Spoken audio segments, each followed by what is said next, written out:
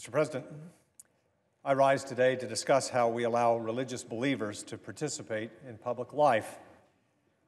From the founding of our country, religious believers have played a central role in our government. The Declaration of Independence was signed by a Presbyterian minister, John Witherspoon, and Charles Carroll, the cousin of our first Catholic bishop. The importance of religious participation was in the air the founders breathed, and the benefits religious believers of all backgrounds contributed to the common good was understood by the framers of the Constitution. That's why they made it clear in Article 6 of the Constitution that no public officers could be subject to a, quote, religious test, unquote. This new country wouldn't be a country for Anglicans or for Congregationalists or for Quakers. It would be a country for all Americans and all faiths, all of those who are committed to the Constitution and the common good. Unfortunately, the religious test clause is no longer just the subject of history lessons. During this Congress, there have been a number of cases where my friends in the minority have seemed to ask nominees about their substantive religious beliefs. I find this particularly troublesome because, as a Mormon, I am a member of a faith that, while it is growing rapidly, still counts fewer adherents than many other religions. It is religious liberty, espoused in constitutional provisions like Article 6 and the First Amendment, that has allowed my faith, despite a very difficult history, to flourish in the United States. And it is religious liberty that is threatened when we seem to evaluate the fitness of nominees for higher office on religious orthodoxy. The most recent example of this was the recent Judiciary Committee nomination hearing of Professor Amy Barrett of the Notre Dame Law School. During the hearing, she was asked repeatedly about her Catholic faith and faced what bordered on ridicule when she repeatedly stated that she would perform her judicial duties without interference from the doctrines of the Catholic faith. It was stated by one questioner, quote, "The dogma lives loudly within you, and that's a concern."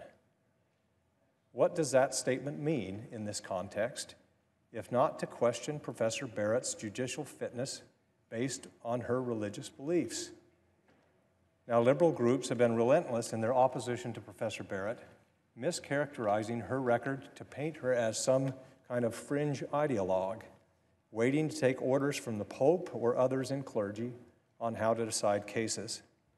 Just last week, the New York Times ran a 1,500-word story on where Professor Barrett worships. As it turns out, apart from her parish church, Professor Barrett has been part of an ecumenical charismatic community. I should note that charismatic Christianity is gaining a lot of ground among Latinos in the United States and throughout Latin America. It is a vibrant and very diverse religious tradition.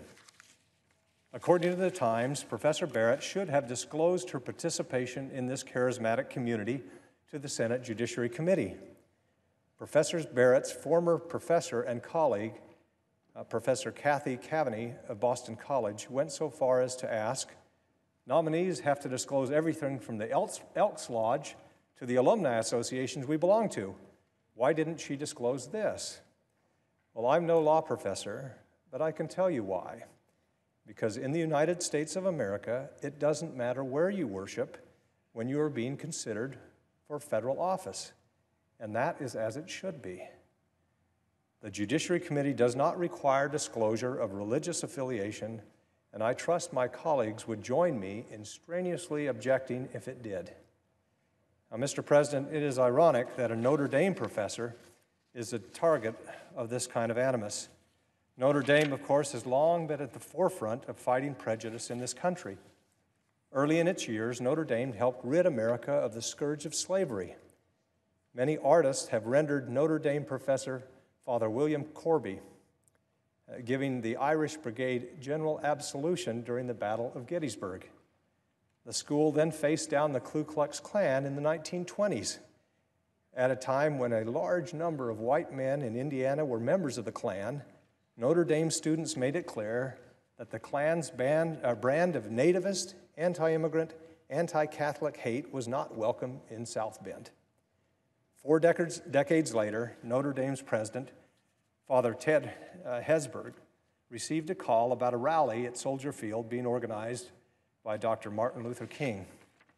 Hesburgh was told that Mayor Daley and Cardinal Cody had declined invitations to appear at the civil rights rally, and the organizers wondered if he would be willing to appear. In response, Hesburgh drove to Chicago, locked hands with Dr. King, and sang, "We shall overcome." Whether it's slavery, nativism, or Jim Crow, Notre Dame has stood up to it and has triumphed. In the same tradition, I'm confident that Professor Barrett is up to that task. What is remarkable is that I need to say this in 2017.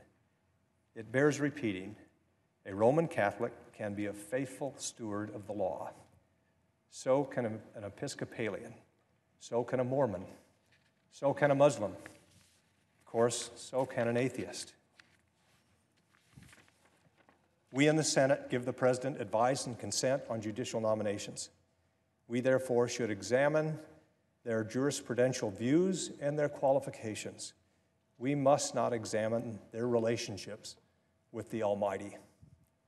I sincerely hope that this body will step back from that dangerous ledge and evaluate Professor Barrett based on her impeccable qualifications, not where she attends church. With that, Mr. President, I yield back.